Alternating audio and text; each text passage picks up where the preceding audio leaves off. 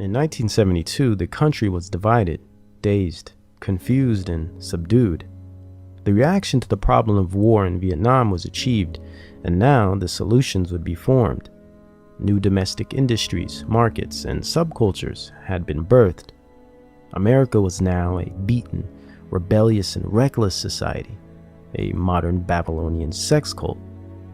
And the film industry would by design reflect this. The 1972 films like Clockwork Orange and Blaxploitation film Superfly would depict this climate of utter depravity perfectly. Speaking of Blaxploitation, we encounter the other side of the demise of the civil rights movement. While feminism and gay rights pushed black liberation into the shadows, at the same time, Blaxploitation aimed to detract the focus and shatter the reality of the black population as a whole. Hardly a year after the death of Panther Fred Hampton, the Blaxploitation era began, officially ending any potential of development in the black community, done so by corrupting the culture, in turn possessing the spirit, and re-engineering an entire people. This all began in 1971, and right out of the Black Panther Party. So let us rewind back to '66 to set up the development. As we discussed in part 2 of the series, Time Life magazine photographer and Office of War Information agent Gordon Parks was assigned the position of documentarian for the Black Panther Party in 1966 under the auspices of the Central Intelligence Agency. In fact, even prior, he had always made a career out of taking visceral and poignant imagery of the Black American experience, though his talents were used for espionage and the covert surveillance of the civil rights movement. A wolf in sheep's clothing, a hired mole, Parks would not only photograph the Black Panther Party, but he would also play as an intelligence agent for the US government, along with numerous other plants within the party like Columbia University man and Jewish leftist fundraiser David Horowitz, whom once the party was dismantled in '69, joined the CIA front publication Ramparts magazine as editor, and today is shockingly a right-wing conservative. Interesting. Horowitz was also an employee for the Peace Foundation of London under Fabian socialist and eugenicist Bertrand Russell. Another prominent agent was Panther member Elaine Brown, who would play as a honeypot and eventually introduce Huey P. Newton to heroin through a backdoor drug running racket developed through Horowitz, as well as documented FBI agent Richard Aoki of Berkeley University's Young Socialist Alliance. He joined the Black Panther Party in 1966. As a top-level informant, Aoki was commissioned to provide the party with an arsenal of weapons to radicalize the group. At this point, the party took on a much more aggressive and confrontational direction. Prior to Aoki's joining, the Panther Party was innocuous, yet still a communist justice league. They were simply starting school breakfast programs and holding peaceful meetings focused on community building and education. Gordon Parks played a key role in this secret intelligence orchestrated radicalization of the Black Panther Party in Oakland, California. He single-handedly sensationalized the armed and dangerous reputation of the party by making their weapon-brandishing images famous. Parks would produce some of the most significant agitation propaganda of the era, all the while frightening society and demonizing the black people. While Richard Aoki stoked the ideological flame by inciting violence with endless supplies of intelligence-provided weapons and deep socialist and leftist rhetoric. This would go on until 1969, when the party was officially disbanded with the assassination and brutal murder of Fred Hampton by the FBI. The Panthers were finished, but Parks' career was only just beginning. During this time, he also worked as a consultant of Hollywood productions. This is what we would call today an intelligence liaison, like Chase Brandon, for example. Secret intelligence has always been directly connected to Hollywood, just as much as it is to the occult. They play as a subversive trinity that has had the ability to construct societies since its inception. So it only makes sense that Parks would develop his career further in Satan's theater. He continued his exploitation of black life by producing a successful series of documentaries based on ghetto life called The Learning Tree that same year of '69, becoming Hollywood's first major black director. By 1971, Parks had spawned the most vile and detrimental film genre to date, Blaxploitation, with breakout film Shaft. While Parks became a legend and pioneer of a genre, with the help of Jewish writers and production studios and foundation funding, of course, he destroyed the prosperity of a culture by utilizing a powerful mind control medium like entertainment to redefine and re-engineer an entire population of people. Blaxploitation would go on to attack modesty, righteousness, and all things pure and good within the nature of black behavior. Its modification would take a disturbing turn from 1971 forward. Interestingly, he was used by the same organizations that funded and directed the civil rights movement. Many Jewish organizations abandoned the civil rights movement once it ceased and went on to Hollywood to produce blaxploitation cinema, like Herbert Marcuse of the Frankfurt School, an integral part of the Black Panther movement and communist-driven New Left agenda in general.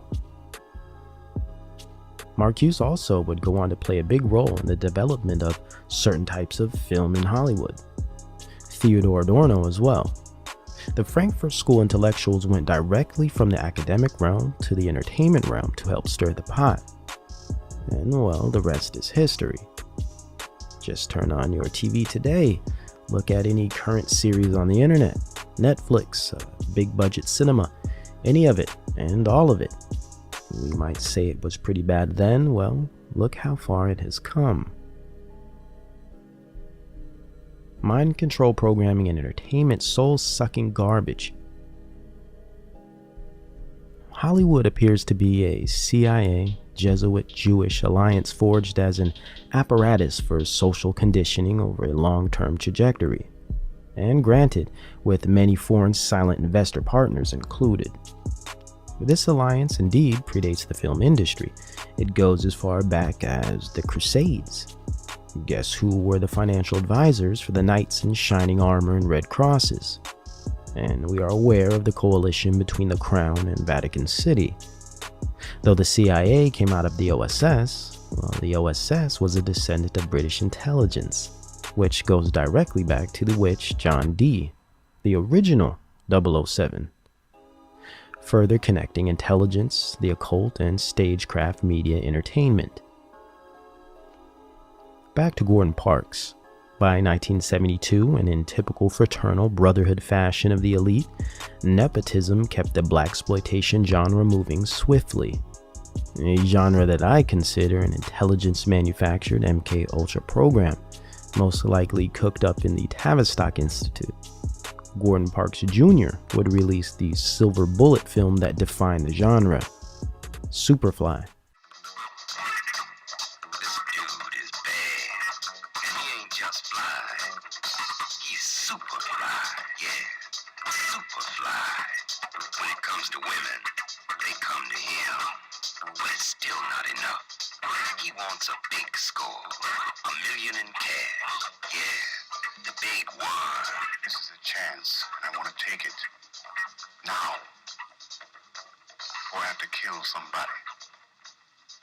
Somebody ices me. What kind of money are we talking about?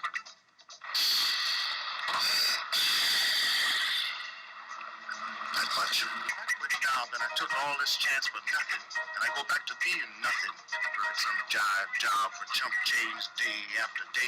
Because that's all I'm supposed to do. Then they gonna have to kill me because that ain't enough. Ain't I clean, bad machine, super cool, super mean. Superfly, here I stand, secret stash, every breath. I'm your pusher man. Can a Superfly Harlem dude beat the system? He's got a plan. Just stick it to the man. He's super hood, super high, super dude, Superfly.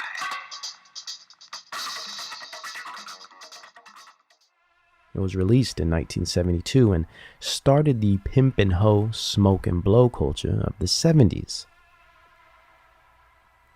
One that would continue for decades and is still very alive and well today.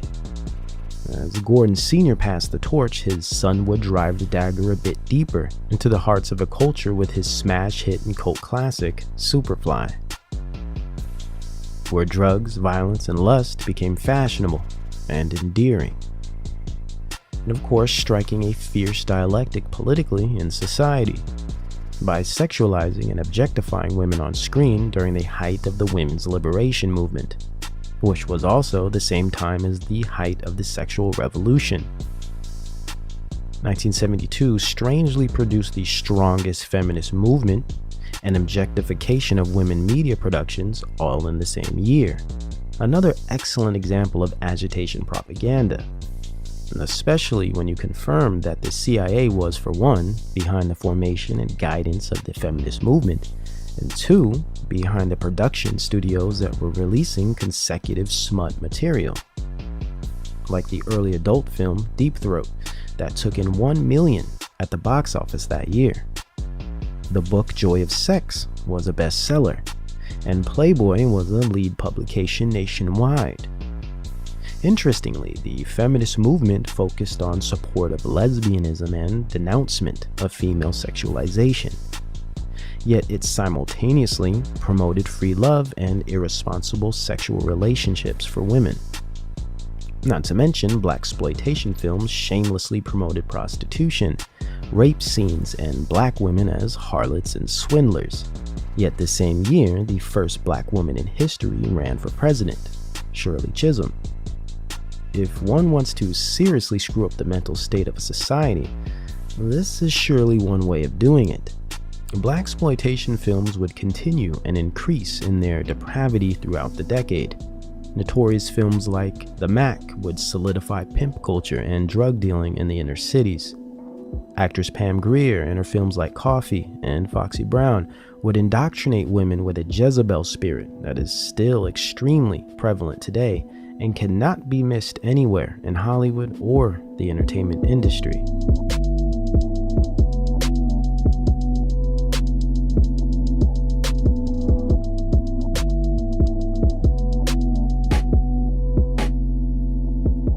To add to this, the blaxploitation film genre set the precedent for a very lucrative sex trade and prostitution industry. Though it always existed, blaxploitation films glamorized it, made it part of the culture, and the music industry would assist in this glamorization.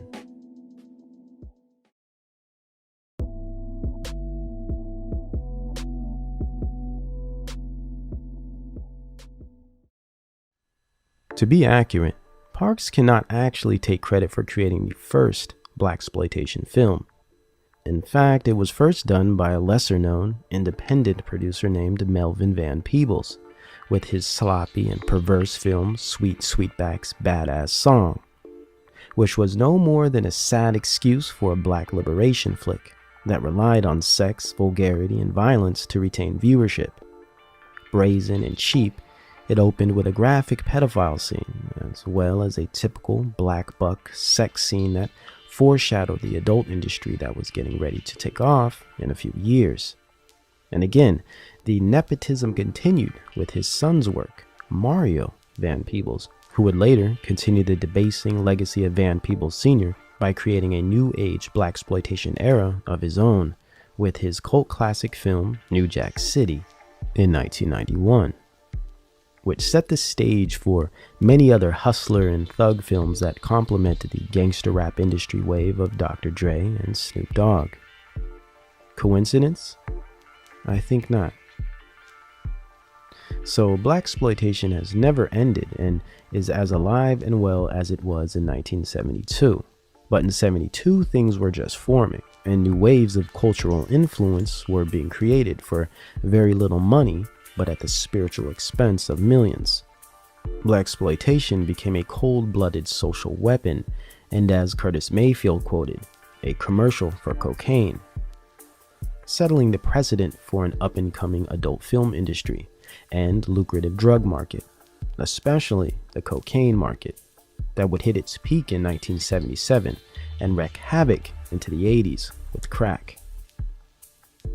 Blaxploitation films would take a historical seat in the archives of classic social engineering media, feeding into the debasement of culture and the proliferation of the prison industrial complex, once again by establishment intelligence and foundation-funded production studios. Blacks were used to not only destroy themselves, but to create demonic culture and assist in the demoralization of a nation.